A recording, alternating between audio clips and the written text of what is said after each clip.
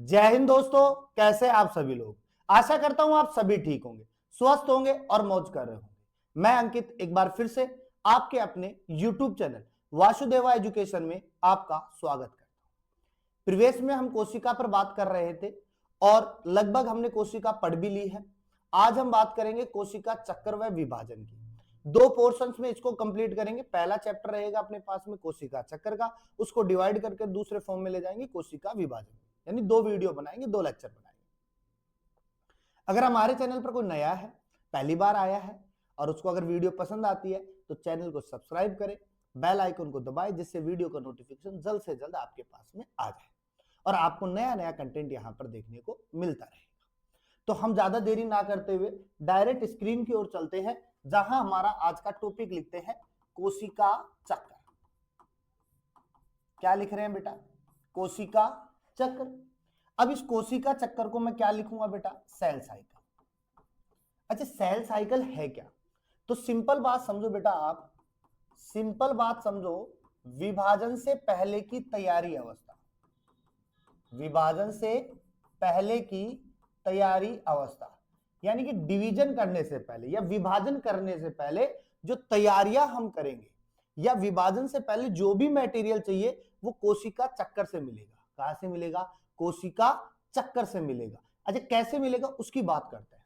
तो कोशिका चक्कर को बेटा हम बांटते हैं दो भागों में।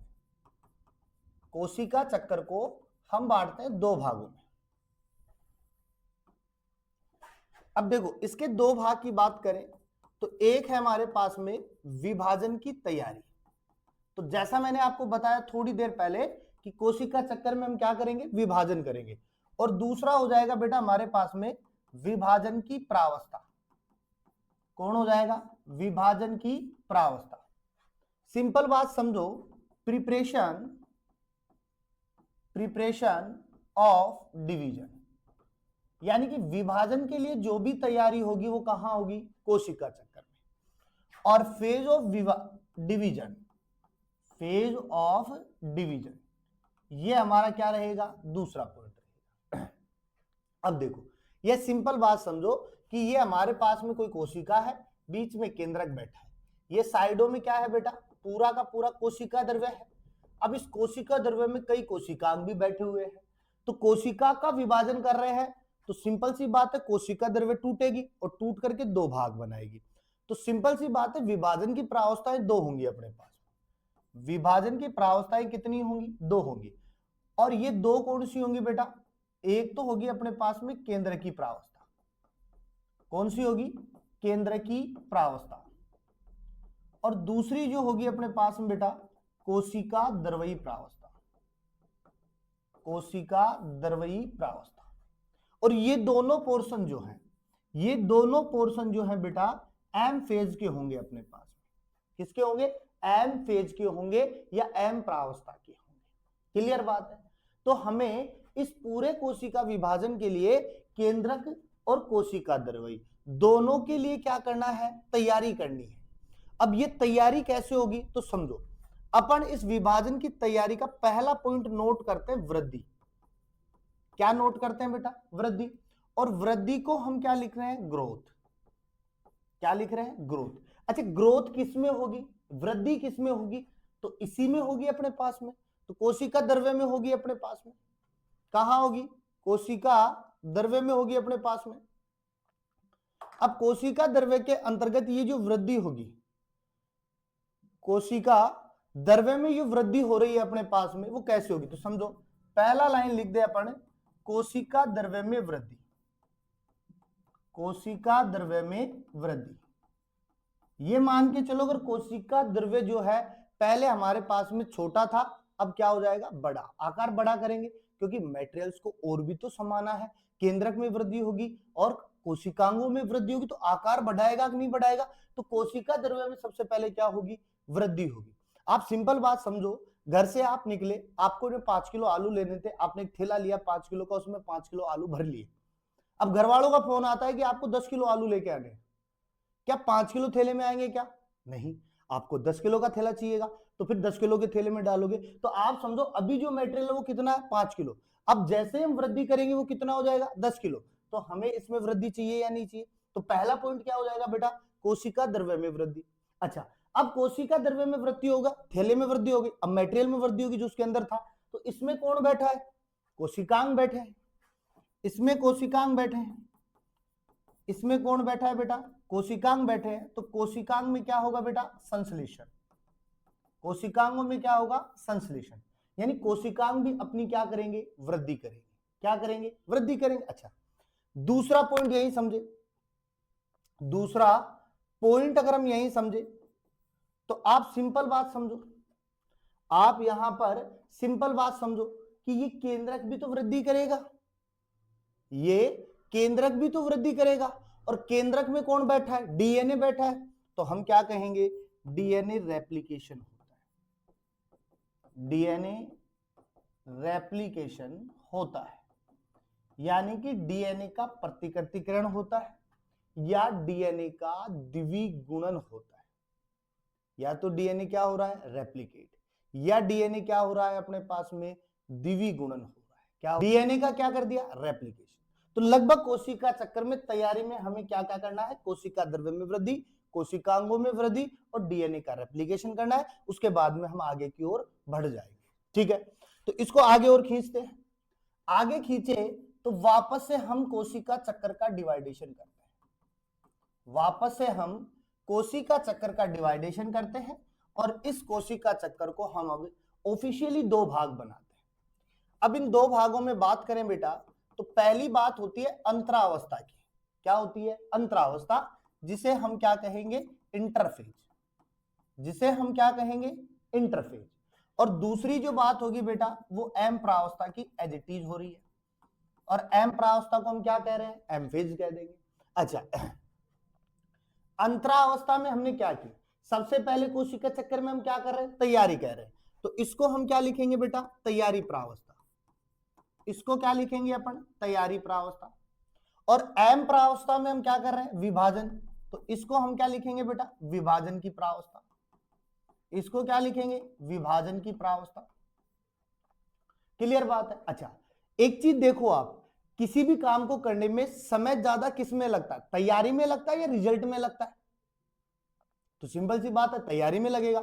हम कोई एग्जाम दे रहे हैं, नीट का एग्जाम देंगे, तो नीट के एग्जाम के लिए हमने साल भर क्या की, पढ़ाई। अब उस पढ़ाई के अंदर हम क्या कर रहे हैं, तैयारी। तो वो तो हमारी लेंथ हो गई ना, कितनी लंबी हमने तैयारी कर ली, उसके बाद में एक दिन गया एग्जाम दिए, वो हमारा फाइनल था, विभाजन हो गया अपने पास, रिजल्ट आएगा हमारे पास में, काम हो जाएगा। या आप सिंपल समझो, किसी का ब्याह हुआ है, शादी है, तो शादी के अंदर जैसे एंगेजमेंट हुई, सावा दिया, सावे देने के बाद में क्या लग जाती है, तैयारी लग जाती है। यानी कि आज बाजा वाला करना है, आज टेंट वाला करना है, हलवाई वाला करना है, डीजे वाला करना है, सब करने हैं, अलग अलग करने हैं ना। तो वो तैयारी चल रही है, और फिर एक दिन क्या होती है, शादी होती, काम खत्म। समझ रहे हो बात को। तो तैयारी में समय क्या लगा, ज्यादा, रिजल्ट में समय नहीं लगा। तो सिंपल बात समझो, यहां लिखेंगे इसमें अधिक समय लगता है, इसमें अधिक समय लगता है। क्लियर बात है।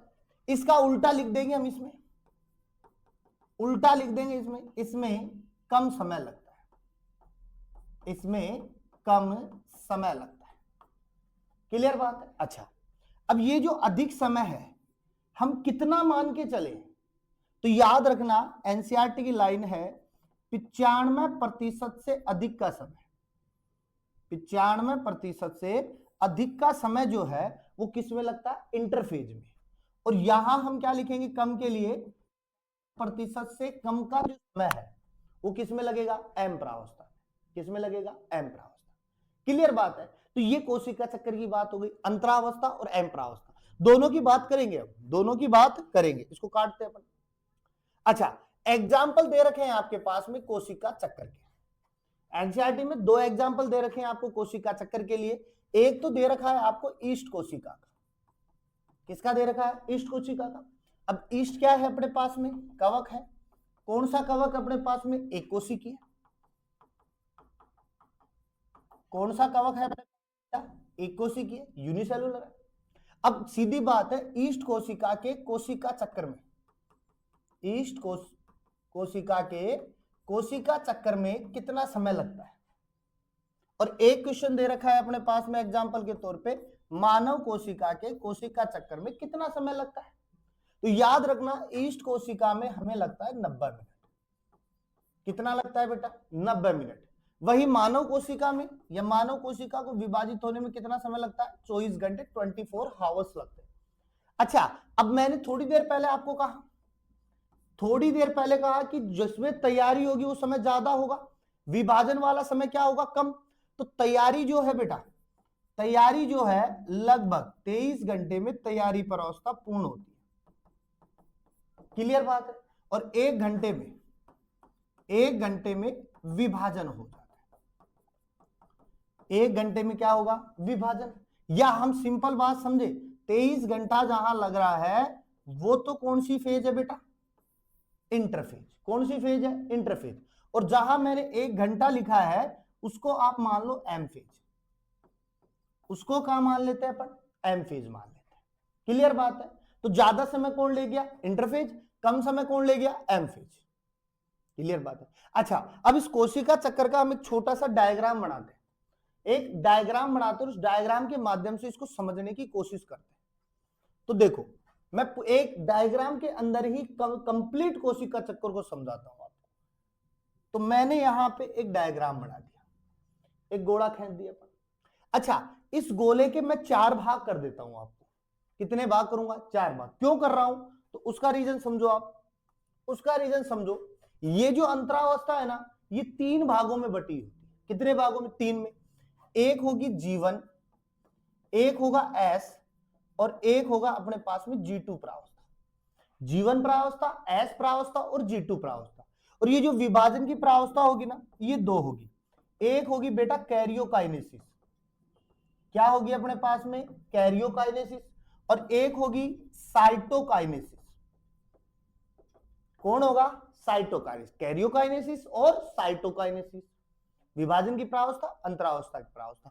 तो इनको मद्देनजर रखते हुए हम कंप्लीट की बात करते हैं। तो गोला रेडी है, इसमें हम करते 4 भाग। कितने भाग करेंगे? 4 भाग। 1 और 1, 2।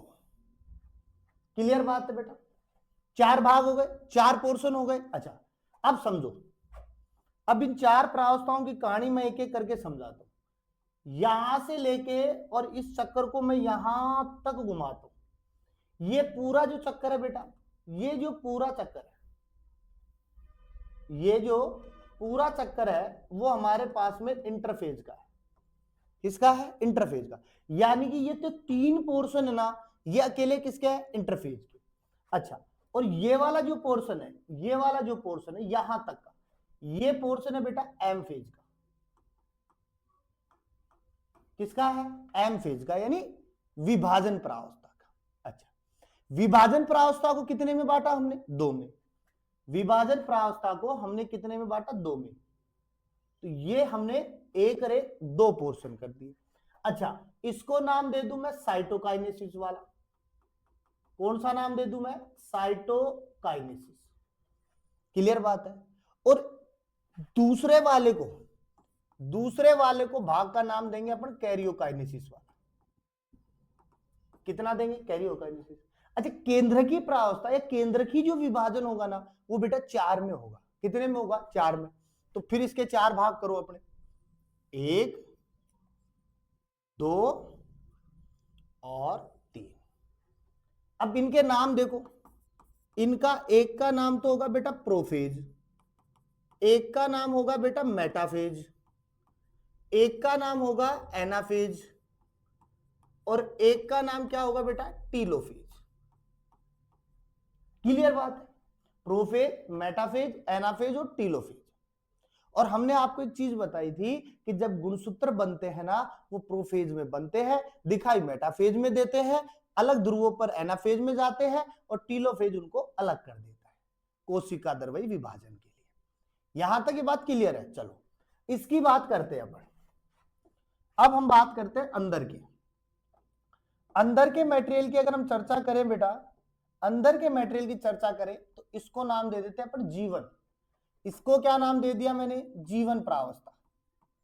क्लियर बात है? इसको मैं नाम दे देता हूं G2 प्रावस्था, सॉरी, इसको हम नाम दे देते हैं एस प्रावस्था। और इसको हम नाम दे देते हैं G2 प्रावस्था।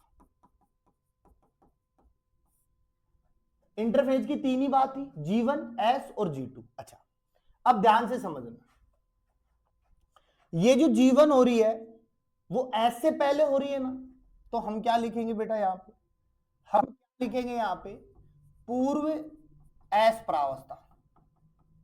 क्या लिख रहे हैं, पूर्व S प्रावस्था, क्योंकि S से पहले हो रही है।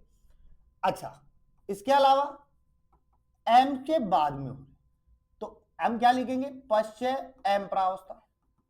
तो जीवन प्रावस्था के नाम हो गए पूर्व S प्रावस्था और पश्चय M प्रावस्था। क्लियर बात। अच्छा, इसका एक नाम और दे दें, इसका एक नाम और दे दें, हमें जीवन में क्या करेंगे, वृद्धि।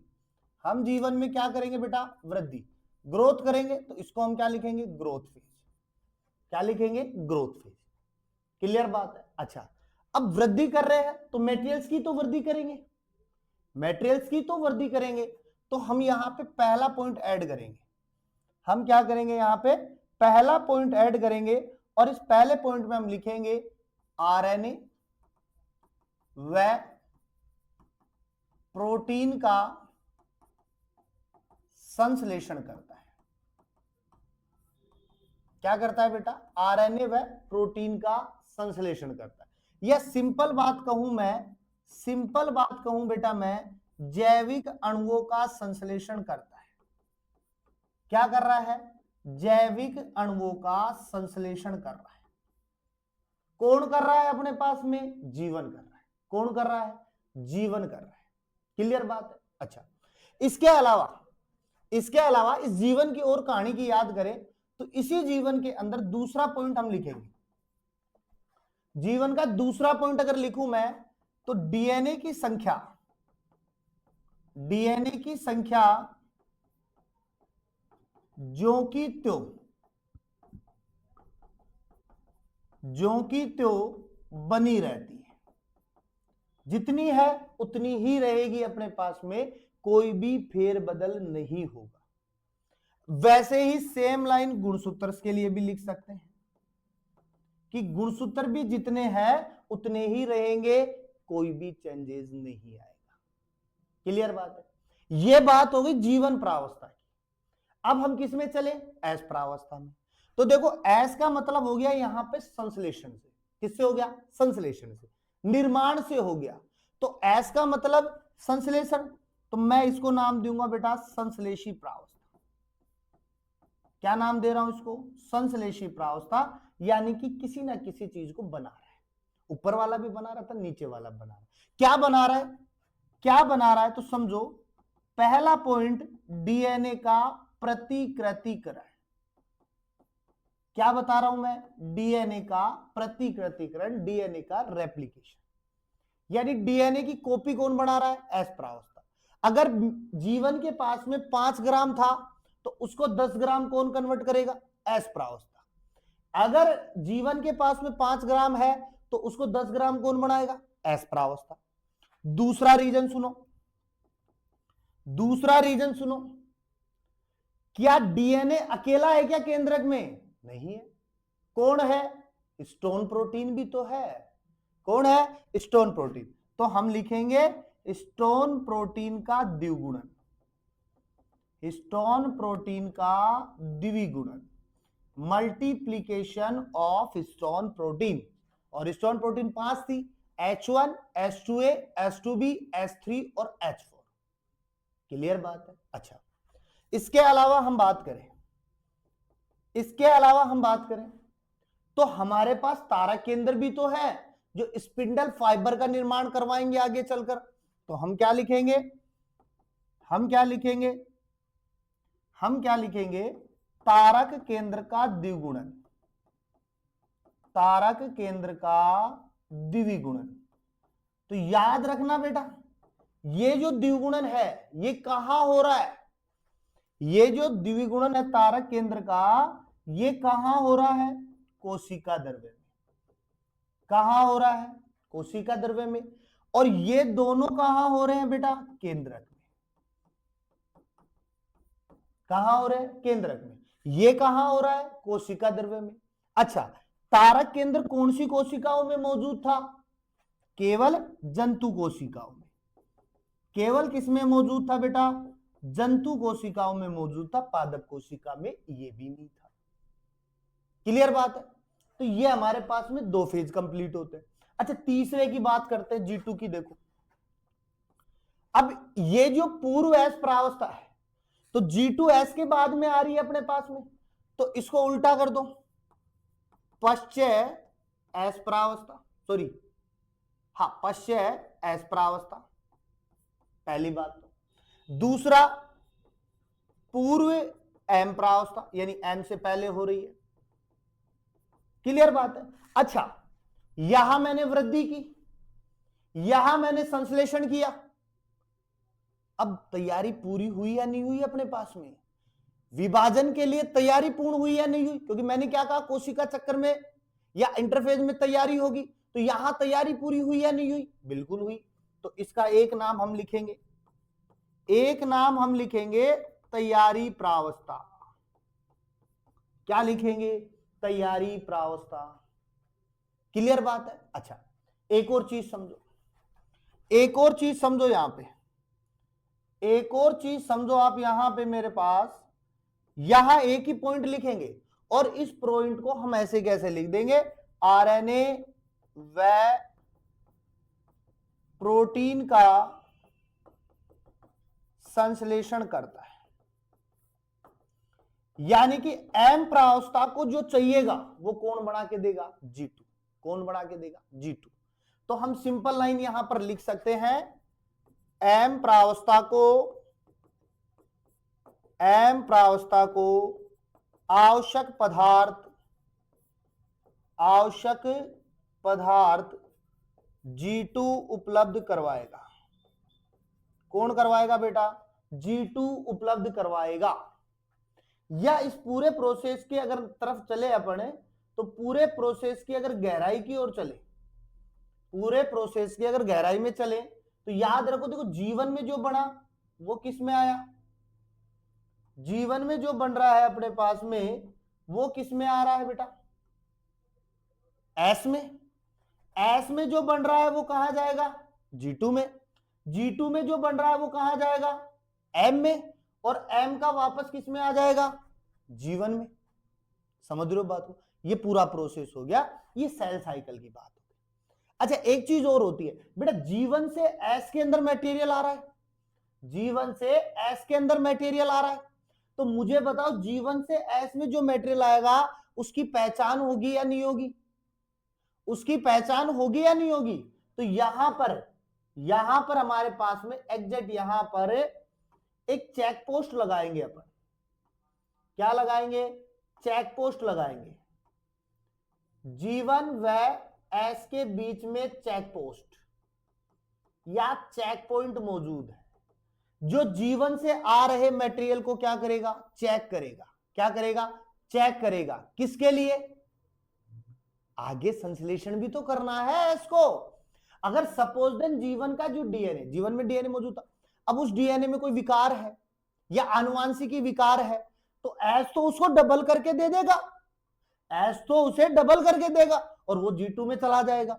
तो पूरा का पूरा विकार फैलेगा कि नहीं फैलेगा? इसलिए जैसे ही एस के अंदर ऐसी कुछ चीज आती है वो चेक करवाता है, अगर खराब है तो वापस जीवन को दे देगा और बोलेगा तू ले जा यार, मेरे काम की नहीं है ये, वापस से इसको फ्रेश कर, फिर भेज मेरे पास, फिर एस ले लेगा। उसी प्रकार अब एस का मटेरियल G2 में जाएगा तो यहां पर कुछ नहीं होगा, लेकिन G2 का मटेरियल जब M में जाएगा विभाजन के लिए, तो फिर हम यहां पर एक और लगा देंगे, G2 है M प्रावस्था के मध्य चेक पॉइंट। क्या लगाएंगे? Check point. तो G2 के मटेरियल को M में भेजने के लिए फिर क्या किया जाएगा? चेक। अगर कोई दिक्कत है वापस छोड़ देंगे, ले जा भाई तेरा काम, हमें नहीं चाहिए, दोबारा से बनाओ फिर दो हमें। क्लियर बात है? तो ये हमारे पास में इंटरफेज की अवस्था हो जाती है। अच्छा, एक प्रावस्था और पाई जाती है जीवन के जस्ट साथ में,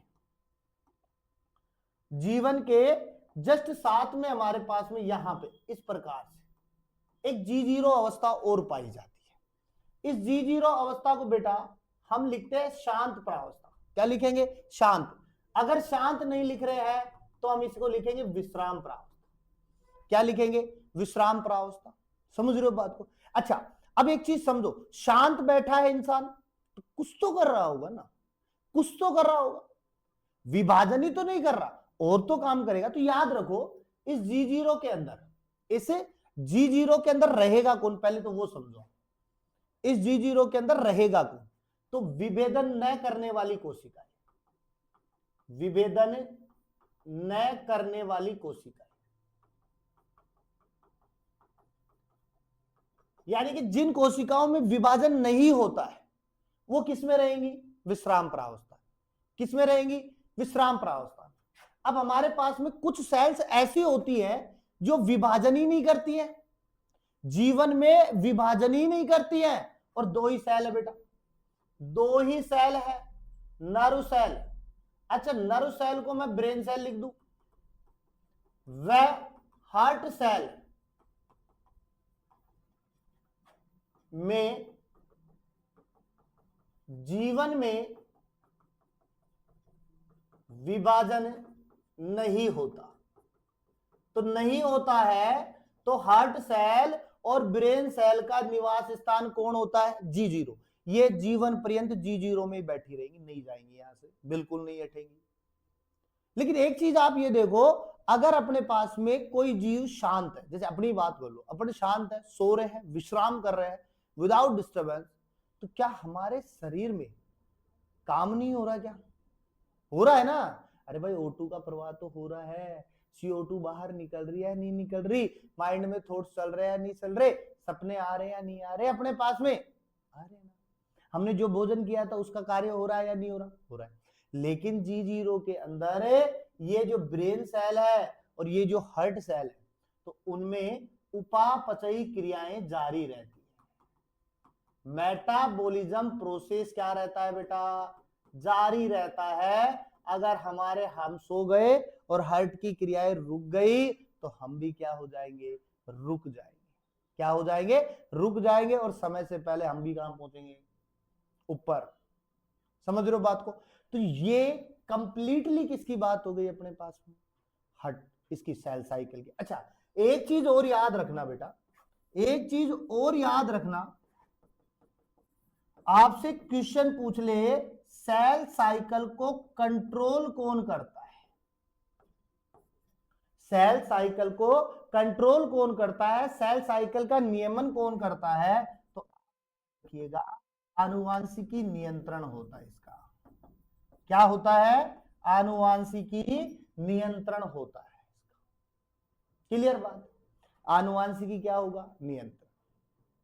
क्लियर बात है? अच्छा, अब इसको हम एक और तरीके से देखते हैं। ये तो बात हो गई यहां पे, अब चलो और देखते हैं। अच्छा देखो, मेरे पास में देखो जीवन प्रावस्था थी अभी तक, हमारे पास में क्या है? जीवन प्रावस्था। जीवन प्रावस्था में बात करें तो ये कोशिका थी, ठीक है। इस कोशिका में ये कौन बैठा था? केंद्रक।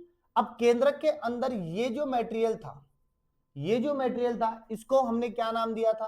क्रोमेटिन रेसे। क्या नाम दिया था बेटा? क्रोमेटिन रेसे नाम दिया था, क्रोमेटिन थ्रेड नाम दिया था। और मैंने कहा था कि ये क्रोमेटिन रेसे आगे चलकर क्या बनाते हैं? क्रोमोसोम। क्या बनाएंगे? क्रोमोसोम। तो ये केंद्रक हो गया। अब इस केंद्रक में ये क्या बन गए अपने पास में? गुणसूत्र बन गए, बन गए ना। अब ये गुणसूत्र कितने होंगे? तो हमें पता है, मानव की बात चल रही है, तो मानव में कितने गुणसूत्र? 46 गुणसूत्र। एक को निकाल लेते हैं, एक को निकाल ले अपन, एक को हम निकाल लेते हैं और ये बढ़ा देते हैं। क्लियर बात है? अच्छा, अब याद करो, इसमें हमने डीएनए की लेयर बनाई थी, हमने इसमें डीएनए की लेयर बनाई थी, तो ये डीएनए ऐसे कैसे हमने इसमें बढ़ा दिया। इसमें हमने क्रोमोमियर भी दिखाए थे। अब समझो, ये हमारे पास में एक क्या है? गुणसूत्र। एक क्या है? गुणसूत्र। और एक ही ये जो शाखाएं हैं इसको हम बोलते हैं क्रोमेटिड।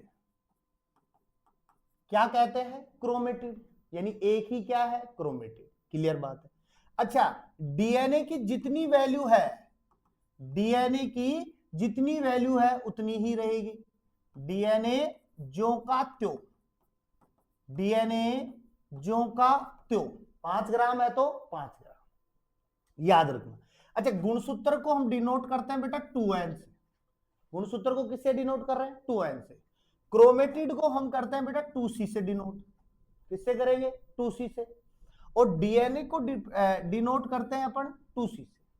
किससे करेंगे? 2c से। अब ये तो कहानी किसकी हो गई? जीवन की। किसकी हुई? जीवन में। कि भाई जीवन में गुणसूत्र था, डीएनए था, क्रोमेटिड एक है अपने पास में, गुणसूत्र भी एक था अपने पास में, ये हो गया। अब समझो, अब मैं इसको G2 में ले जाता हूं। किस में ले जाता हूं बेटा? G2 में। अब G2 के अंदर जैसे ही मैं इसको लेके जाता हूं तो समझो, ये हमारे पास में एक क्या है? कोशिका। ये क्या है? केंद्रक। अब इस केंद्रक में ये कौन पड़े हैं अपने पास में? वही क्रोमेटिन के रेशे, वही क्रोमेटिन के रेशे, वो ही क्या है बेटा? क्रोमेटिन के रेशे। अच्छा, क्रोमेटिन के रेशे आगे चलकर क्या बनाएंगे? गुणसूत्र। तो ये हमारे पास में फिर से केंद्रक बनाया, और ये हमने क्या बना दिया? फिर से गुणसूत्र बना दिया। क्लियर बात है? अब ध्यान से समझो, ये वाली संरचना एज इट इज बना लेते हैं अपन। यहां बीच में कौन डाल दिया अपन ने? डीएनए को डाल दिया। डीएनए को, अभी तक गुणसूत्र एक था, क्रोमेटिड एक था, डीएनए ज्यों का त्यों था। अब समझो, अब ये G2 है, ये जो G2 है ये कहां से गुजर के आ रही है? ये कहां से गुजर के आ रही है बेटा? एस प्रावस्था से। कहां से गुजर के आ रही है? एस प्रावस्था में। और एस प्रावस्था इनको क्या करेगा? डबल करेगा। अरे डबल करने की मशीन किसके पास? एस के पास में। तो एस डबल करेगा तो डीएनए को डबल करेगा, तो एक लेयर डीएनए की और बना देते हैं। ये लो बेटा, ये लो, बन गई। और ये हमने इसके चारों तरफ कवर्ड कर दिया। क्लियर बात है? तो अब सुनो, अब गुणसूत्र तो क्या है अपने पास में बेटा? गुणसूत्र तो क्या है? केवल एक ही है। गुणसूत्र तो क्या है? एक है। अब क्रोमेटिड एक ये थी, अब एक ये है, और एक क्या है? ये है। तो क्रोमेटिड हो गई अपने पास में, 2 हो गई, डबल हो गई। और गुणसूत्र सॉरी डीएनए भी क्या हो गया अपने पास में? डबल हो गया। डीएनए भी क्या हो गया? डबल हो गया। अच्छा, अब सुनो, गुणसूत्र को किससे डिनोट कर रहे थे? 2n से, एज इट इज है अपने पास में। अच्छा, क्रोमेटिड को किससे कर रहे थे? 2c से।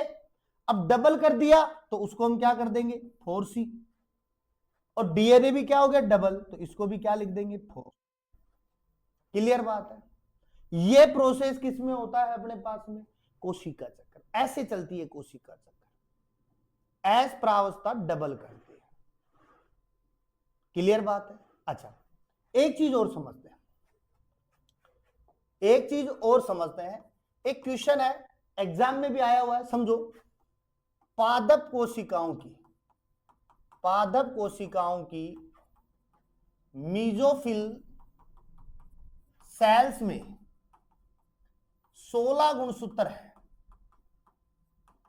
कितने गुणसूत्र है? 16 गुणसूत्र है। और 10 पिकोग्राम डीएनए है। ठीक है, तो सेल साइकिल के दौरान ये कितना हो जाएगा? तो बेटा समझो, एक चीज समझो, पहले जीवन में देखते हैं।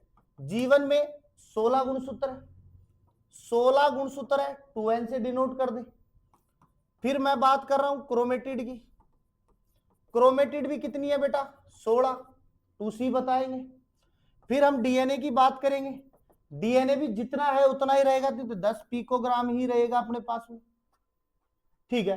अच्छा, अब जैसे ही ये एस में आएंगे, आ जाओ, जैसे ही ये एस में आएंगे अपने पास में, तो एस के अंदर 2n तो कितना, यानी गुणसूत्र तो 16, ऐसे ही। क्रोमेटिड कितने हो जाएंगे अपने पास में बेटा? 16 का डबल 32, 4c में कन्वर्ट करें।